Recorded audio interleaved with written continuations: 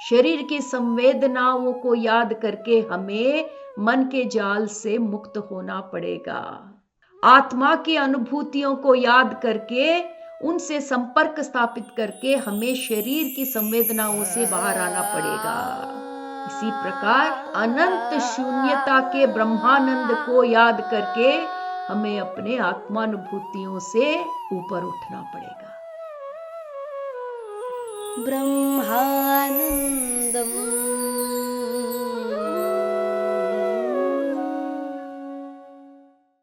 नमस्कार दोस्तों, ब्रह्मानंदम शो में एक बार फिर आपका हार्दिक स्वागत है। आनंद कर्निश जी द्वारा रचित A Thousand Seeds of Joy, इस किताब से हम आपस में विवेक बांट रहे हैं। दोस्तों, पवित्र त्रिमूर्तियां, इस अध्याय से हम गुजर रहे हैं। माँ सरस्वती हमें यह कहती है कि हम सब अपने दिव्यत्व से ही यहाँ तक पहुँचे हैं। जब हम अपने दिव्यत्व में रहते हैं, जिसे आपका देवी तत्व समझिए, देवता तत्व समझिए, या आपका बुद्धा का अवतार समझिए, हम सब जब इस दिव्यत्व में रहते हैं तो उस खालीपन का, शून्यता का हमेशा महसूस करते ही रहते हैं। जैसे जैसे हम अपने दिव्यत्व को भूलने लगते हैं, जब हम अपने दिव्यत्व को भूलने लगते हैं तो उस एकत्व से हमारा संबंध भी धीरे धीरे हम भुला देते हैं। जब हम अपने दिव्यत्व को भुला देते हैं तो सिर्फ अपने आत्मा स्वरूप को देख पाते हैं। धीरे धीरे जब हम अपने आत्म स्वरूप को भूलने लगते हैं तो हम सिर्फ इस शरीर से ही संपर्क स्थापित कर पाते हैं। और धीरे धीरे जब हम इस शरीर को भी भूलने लगते हैं तो हम अपना मन बन जाते हैं। दोस्तों, बड़े गौर से माँ के शब्द को देखिएगा। उन पवित्र त्रिमूर्तियों से हम किस प्रकार गुजरते हैं, माँ यहाँ पे उसका विवरण दे रही है। एक बार फिर हम याद कर ले, वो पवित्र त्रिमूर्तियाँ अनंत शून्यता, आत्मानुभूतियाँ और शरीर की संवेदनाएं हैं। दोस्तों, तो माँ कहती है कि वो शून्यता से हम हमेशा कनेक्टेड थे, पर जैसे जैसे हम अपने दिव्यत्व को भूलने लगे तो सिर्फ एक सोल बनकर रह गए, सिर्फ एक आत्मा का अनुभूति ही कर पाए। और धीरे धीरे जब हम अपने आत्म स्वरूप को भूलने लगे तो सिर्फ हम अपने आप को एक देह के रूप में ही देख पाए। दोस्तों, यहाँ पर इसको समझने के लिए हमारे पास इतने उत्तम उदाहरण इस दुनिया में मौजूद हैं। ऐसे कई लोग हैं दोस्तों जो ये बात नहीं समझते कि हम इस शरीर से भी बड़े हैं। कई लोगों के मन में ये बात तक नहीं आती कि जन्म परंपराओं में ये जन्म सिर्फ एक है इस श्रृंखला में। कई लोग समझते हैं कि जो शरीर दिख रहा है वही हम हैं। ये बात तो आप सब भली भांति जानते हैं। इस दुनिया में ऐसे कई लोग मौजूद हैं जिनको अपने आत्म स्वरूप का ज्ञात ही नहीं है। दोस्तों, तो ये सब हमारा उन त्रिमूर्तियों से, एक त्रिमूर्ति से दूसरी त्रिमूर्ति की तरफ, या चेतना के एक स्तर से दूसरे चेतना के स्तर तक गिरने का हमारा विवरण है ये दोस्तों। और आज तो हम सब लोग को ये लगता है कि हम शरीर से डेफिनेटली जुड़े हैं, पर दोस्तों हम ये भूल जाते हैं कि हमारे दैनिक जीवन में इतने बार हम इस शरीर से भी संबंध स्थापित रखना भूल जाते हैं और तब हम सिर्फ एक मन बनकर रह जाते हैं। कई बार दोस्तों, ये मन के खेल में हम अपने शरीर को भी भूल जाते हैं। हमारा मन हमारे शरीर पर राज करने लगता है, तब हमें अपने शरीर की संवेदनाओं का ख्याल नहीं रहता, क्योंकि हम सिर्फ मन के स्तर से जीते हैं। तो ये सब बताते हुए मां कहती है कि ऐसा क्यों हो रहा है? ऐसा इसलिए हो रहा है दोस्तों, जब हम एक स्तर से दूसरे स्तर की ओर गिरते हैं या बदलते हैं, इसका मतलब है कि हम कॉन्ट्रास्ट की तरफ बढ़ रहे हैं। कॉन्ट्रास्ट का मतलब है विरुद्धता। शून्यता से सिर्फ आत्मा के स्तर पर आना, अपनी दिव्यता को भूलकर, अपने एकत्व को भूलकर सिर्फ ये ही समझना कि मैं सिर्फ एक आत्मा हूं, वो एक कॉन्ट्रास्ट है दोस्तों। मतलब हम अपने असल रूप के विरुद्ध अनुभव की तरफ बढ़ रहे हैं, इसे ही कॉन्ट्रास्ट कहते हैं दोस्तों। और जब आत्मा को भूलकर हम शरीर से संबंध स्थापित करते हैं, तो वो और भी अधिक कॉन्ट्रास्ट, मतलब विपरीत अनुभव। किसके विपरीत?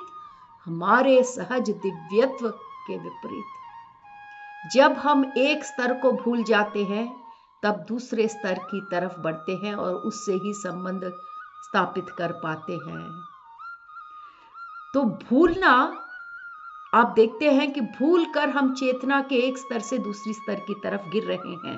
इसका मतलब अपनी दिव्यता को भूलकर हम सिर्फ आत्मा से संबंध स्थापित कर पा रहे हैं। अपने आत्म स्वभाव को भूलकर हम सिर्फ शरीर या देह से संबंध स्थापित कर पा रहे हैं। और जब हम इस देह से भी संबंध स्थापित करना भूल जाते हैं, तो हम सिर्फ एक मन बनकर रह जाते हैं। तो मां कहती है कि ये जो भूलने का क्रम है, वो हमें ये कॉन्ट्रास्ट अनुभव की तरफ लेता हुआ चला जाता है, या हमारे भौतिक शब्दों में ये चेतना के स्तर गिरते हुए हमें इस कॉन्ट्रास्ट के अनुभव से हमें ले जाते हैं। इसका ये तो हुआ अवरोहण, मतलब डिसेंडिंग। चेतना के एक स्तर से दूसरी स्तर की तरफ हम अवरोहण मतलब गिर रहे हैं। तो दोस्तों, यहां पर सब वलयाकार है। अगर कोई भी चीज गिरकर एक स्तर तक आ गई है, तो दोबारा उसको उठकर उस चक्र को पूरा करना ही है। तो अगर भूलते हुए हम अपने एकत्व से सिर्फ मन तक बनकर रह गए हैं, तो उसका विरुद्ध क्या है दोस्तों? याद करते हुए, अपने आप को याद करते हुए हम इस चक्र का दूसरा आधा भाग संपूर्ण कर सकते हैं। इसका मतलब क्या है दोस्तों? ये बहुत ही महत्वपूर्ण बात है जो मां ने हमें इतनी अच्छी तरह याद दिलाई है। आप अपने देवत्व को भूलकर आत्मा बनकर रह गए, आत्मा को भूलकर सिर्फ देह बनकर रह गए, अब देह को भी भूलकर सिर्फ एक मन के स्तर पर जीवित रह रहे हैं, तो मन में फंस कर रह गए हैं। तो अगर वापस आपको वहीं पहुंचना है जहां से निकलना है, तो भूलकर जितना सफर आपने तय किया है, फिर एक बार याद करके दोबारा आपको उस चक्र को पूर्ण करना होगा। तो अगर ये चक्र का आधा भाग जो अवरोहण था, तो दूसरा आधा भाग होगा आरोहण। तो अंग्रेजी में कहते हैं दोस्तों, डिसेंडिंग साइकिल, असेंडिंग साइकिल। भूलते हुए हमने डिसेंडिंग साइकिल का आधा चक्र तो पूर्ण कर लिया। अब अपने आप को धीरे धीरे याद करते हुए इस चक्र के दूसरे आधे भाग को हमें पूरा करना होगा दोस्तों।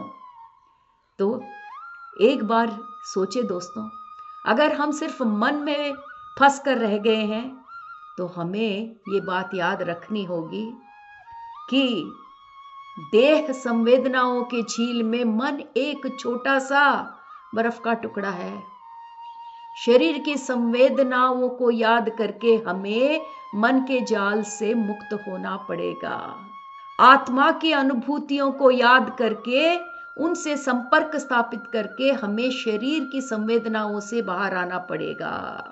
इसी प्रकार उस अनंत शून्यता के ब्रह्मानंद को याद करके हमें अपने आत्मानुभूतियों से ऊपर उठना पड़ेगा और तभी ये चक्र संपूर्ण होगा। दोस्तों, इतने अद्भुत शब्द हैं दोस्तों ये।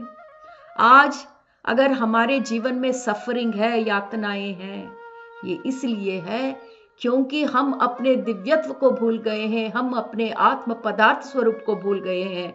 अब हम यहाँ तक पहुँच गए हैं कि हमारे देह के संवेदनाओं से भी हम संपर्क स्थापित न कर पा रहे हैं।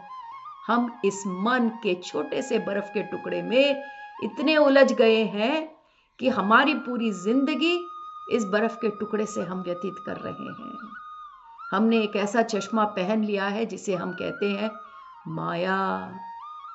ये माया का चश्मा हमें पहनाने वाला और कोई नहीं है, हमारा अहम है। दोस्तों, इस मन के जाल से अगर हमें बाहर आना है और फिर अपने दिव्यत्व तक पहुंचना है तो फिर हमें धीरे धीरे याद करना पड़ेगा। और अगर कोई भी चीज याद करनी होती है तो वो जागरूकता के साथ जिंदगी व्यतीत करना ही याद करना है। दोस्तों, अंग्रेजी में कहते हैं अवेयरनेस। बहुत बड़ी बात है दोस्तों। तो जब माँ ने इतनी अद्भुत बात आनंद कर्णेश जी से कही, तब जैसा कि हम आश्चर्यचकित हैं दोस्तों, आनंद कर्णेश जी अपना अगला प्रश्न माँ से पूछते हैं, तो माँ, इसका मतलब ये हुआ कि हम अपने दिव्यत्व से गिरकर सिर्फ आत्मा का अनुभव कर पाए, फिर आत्मा से गिरकर सिर्फ देह की अनुभूति कर पाए, और अब हम वहां से भी चेतना के स्तर में गिरकर एक सिर्फ मन का रूप धारण करके रह गए हैं। तब माँ कह रही है, देवता बोलो या देवी स्वरूप बोलो, जब हम दिव्यत्व के बारे में बात करते हैं तो वहां पर न स्त्री तत्व है न पुरुष तत्व, सिर्फ दिव्यता है। तो आपने सही समझा, दिव्यत्व से आत्मस्वरूप से देह स्वरूप और देह से मन, ये ही हमारे चक्र की कथा है। तो ये चक्र की सिर्फ आधी कथा है दोस्तों, और इसे ही कहते हैं, जैसे आनंद कर्णेश जी ने कहा, हम गिरे, और ये हम कहाँ गिर रहे हैं दोस्तों? हम कॉन्ट्रास्ट में गिर रहे हैं, विपरीत तत्व में गिर रहे हैं, विरुद्धता में गिर रहे हैं। और अगर बार बार आपके मन में ये प्रश्न उठता है कि ये विरुद्धता क्या है, ये विरुद्धता हमारे नेचर, हमारे स्वभाव के विरुद्ध। हमारा स्वभाव है एकत्व का स्वभाव, हमारा स्वभाव है ब्रह्मानंद का स्वरूप। उस ब्रह्मानंद के स्वरूप को अगर संपूर्ण रूप से जानना है तो हमें वो सब अनुभव करना होगा जो हमारा स्वरूप नहीं है। जो हम नहीं हैं उसका अनुभव कर कर जो हम हैं उसे हम जान सकते हैं। इसको अंग्रेजी में कहते हैं नोइंग बाय एलिमिनेशन। वो सब अनुभव करके जो आप नहीं हो, आप ये समझ जाते हो कि आप कौन हो।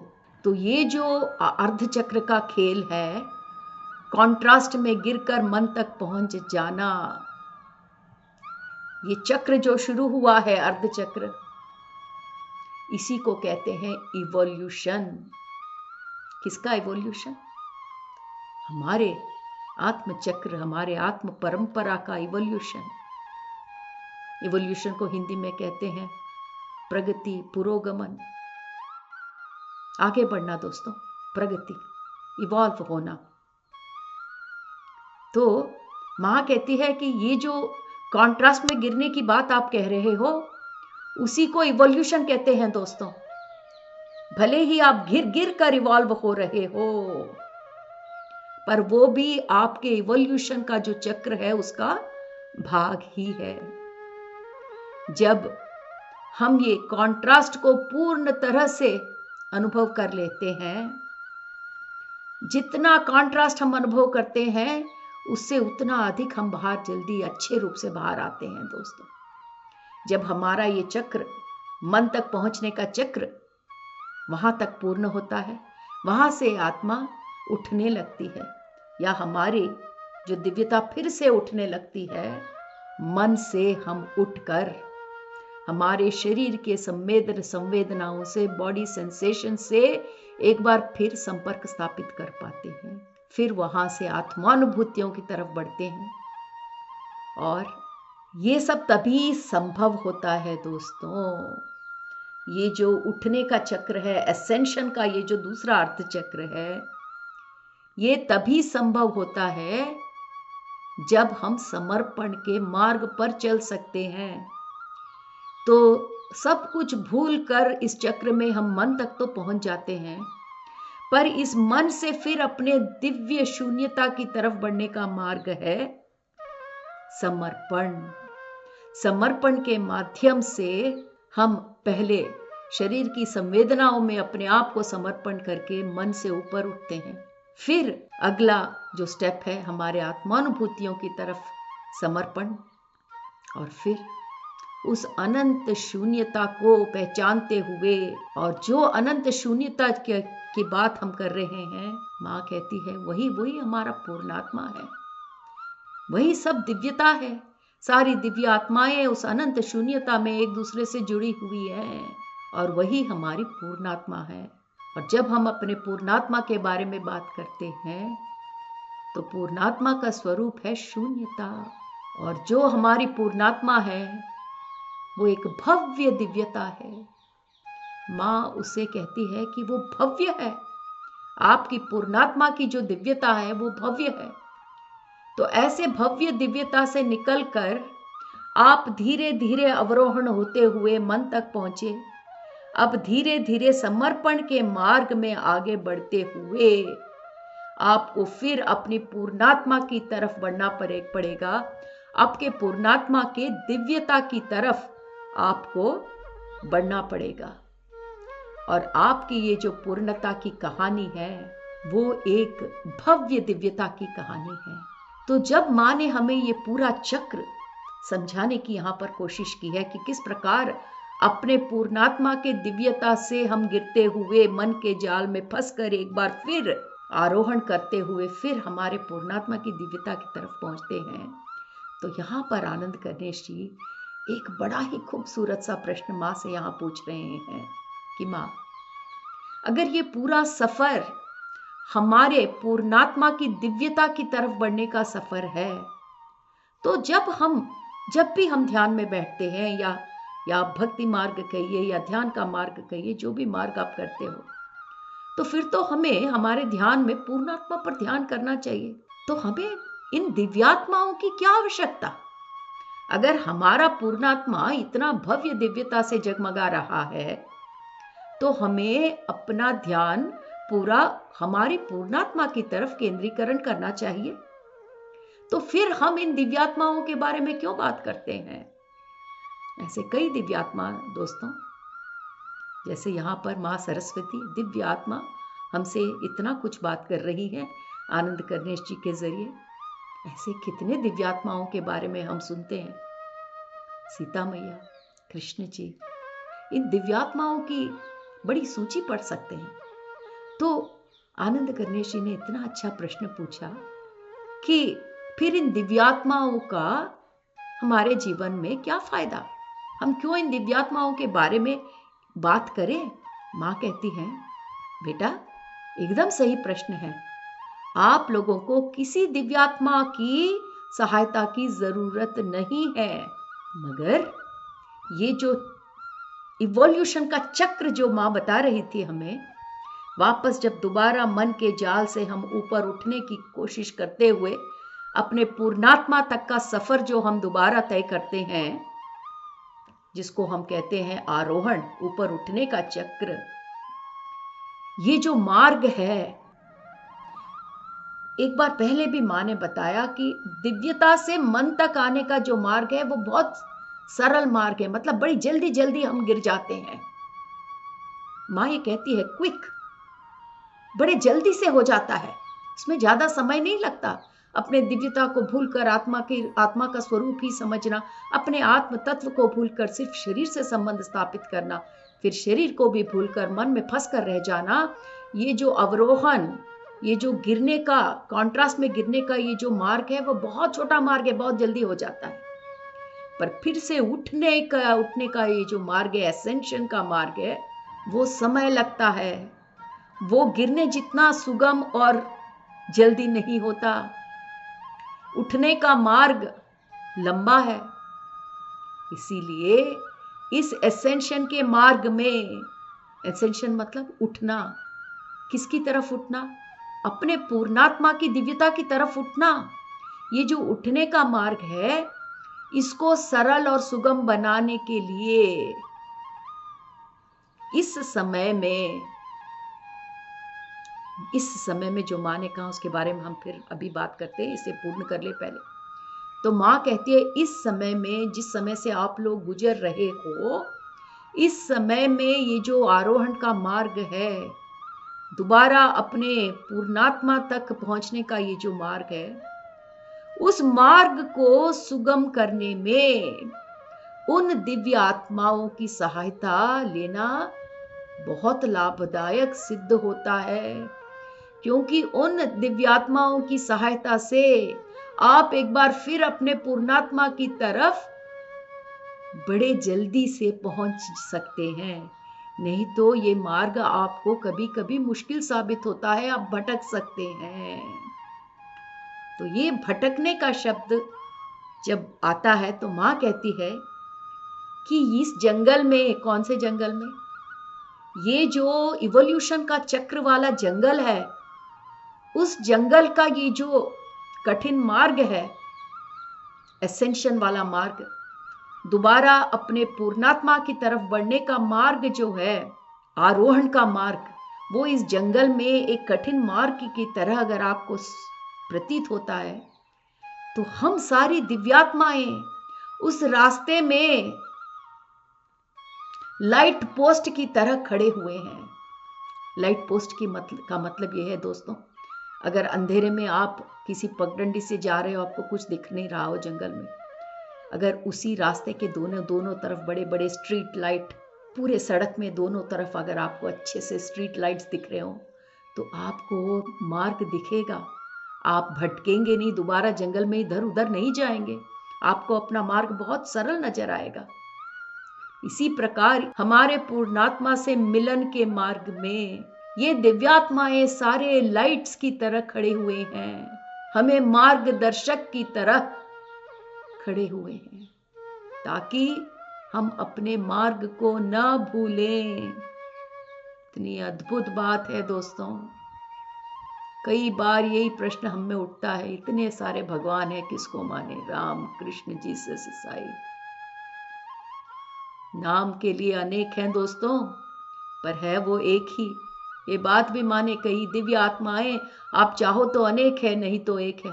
क्योंकि अगर इस मार्ग में आपको अनेक बार मार्गदर्शन चाहिए, तो ये दिव्यात्माएं आपके इस पुरोगमन के मार्ग में स्ट्रीट लाइट्स की तरह, लैंप पोस्ट की तरह आपको रोशनी दिखाते हुए आपका मार्गदर्शन करने के लिए ये सारे दिव्यात्माएं आपकी यात्रा में खड़ी हुई हैं। कितनी अद्भुत बात है दोस्तों। पहुंचना अपने अपनी पूर्णात्मा की तरफ ही है, पर इस यात्रा में ये दिव्यात्माएं मार्ग में आपको मार्गदर्शन के लिए सब कायम खड़े हुए हैं। जब ये बात आप सुनते हो, तो दोबारा आपको ये प्रश्न नहीं आना चाहिए कि दिव्यात्माएं एक है या अनेक है। ये एक भी है और अनेक भी है। हमारे इस मार्ग में अगर उनके एक होने से हमारा काम संपूर्ण होता है, तो वो एकत्व के रूप में ही हमारे सामने प्रस्तुत है दोस्तों। और जहां उनका अनेकत्व हमें लाभदायक होता है, अनेकत्व के रूप में हमारे सामने है। इन दिव्यात्माओं के इस अद्भुत कार्य, इस अद्भुत संकल्प, इसको जानते हुए आज का एपिसोड हम यहाँ पर संपूर्ण करते हैं दोस्तों। अगले एपिसोड में हम यहाँ से आगे बढ़ेंगे। धन्यवाद।